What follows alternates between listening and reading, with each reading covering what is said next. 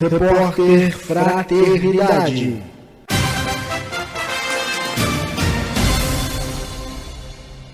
Nós estamos aqui com Sandra Borba. A Sandra, ela é expositora espírita, participou da etapa no interior da 19ª Conferência Estadual Espírita do Paraná, e ela é graduada em Pedagogia, tem mestrado em Filosofia e doutorado em Educação. E nessa participação como expositora, vocês têm uma visão privilegiada do cenário, vocês são peregrinos por esse país afora, né?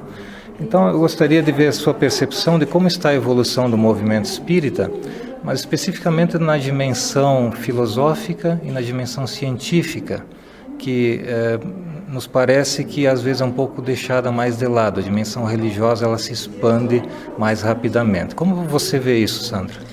Com certeza nós temos que analisar a sua questão sob a ótica da história e da cultura, né? Então, historicamente, culturalmente, nós temos a forte marca da religiosidade, sob o ponto de vista da recepção do espiritismo em terras brasileiras.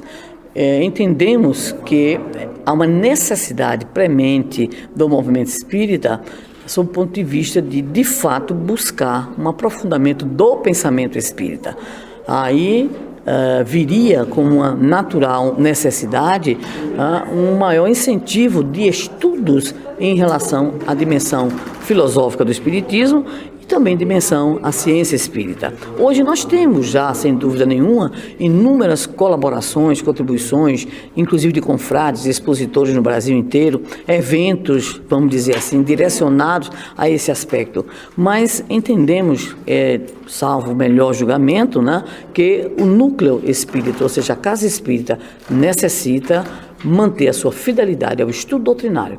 Por quê? Porque pela tradição que nós temos cultural, histórica, dessa dimensão religiosa muito forte, nós muitas vezes nos descuidamos do estudo, nos descuidamos e também nos tornamos um pouco mais, vamos dizer assim, frágeis à recepção, em especial, de influências que vêm de fora e que, se não nos encontram essas influências com uma base sólida de conhecimento espírita, mais facilmente nós teremos enxertos em práticas que de fato não são práticas espíritas, comprometendo assim, acreditamos, o nosso próprio trabalho. Então a sua pergunta é extremamente pertinente. Nós consideramos que por enquanto ainda temos muitas falhas em relação a essa preocupação com as dimensões filosóficas e científicas no movimento espírita, exigindo que nós incrementemos no interior das casas e também principalmente por eventos e pelos veículos, vamos dizer assim, né,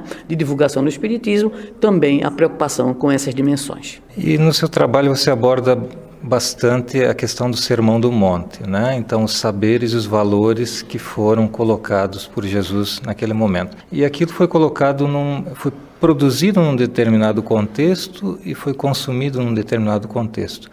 Isso está atual hoje? Como nós podemos enxergar o Sermão do Monte hoje?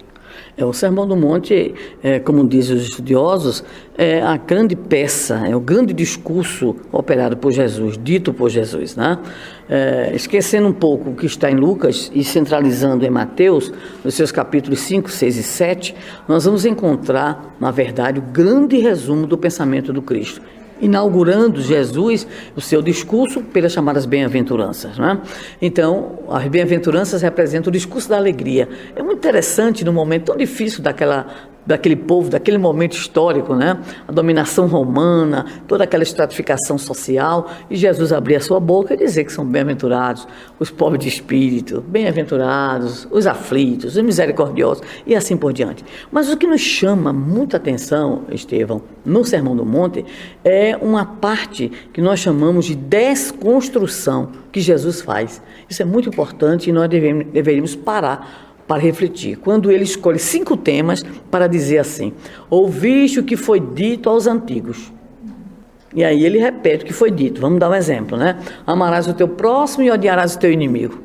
Eu, porém, vos digo que qualquer um que chamar o seu irmão raca será réu de juízo e assim por diante. Então o Sermão do Monte, ele começa com alegria, segue com um estímulo que Jesus nos dá, nos chamando de sal da terra, luz do mundo, prossegue, vamos dizer assim, nessa desconstrução de aprendizagens equivocadas que Jesus ele indica, né? Em especial a questão do não matar, em relação ao falso testemunho, ao adultério. Então são pontos, né, dentre outros, que ele coloca nessa desconstrução para trazer o seu pensamento. E, fechando o Sermão do Monte, ele vai nos apresentar as grandes dificuldades que nós, na condição daqueles que almejamos a condição de seus discípulos, iríamos enfrentar. Então, a dificuldade de escolher entre dois senhores, né? A problemática da porta estreita, né? O julgamento do outro. Então, é uma peça que o próprio Gandhi diria, né? Se tivesse perdido tudo e ficado apenas o Sermão do Monte, a essência do cristianismo estaria preservada. E, como é a essência, não tem tempo.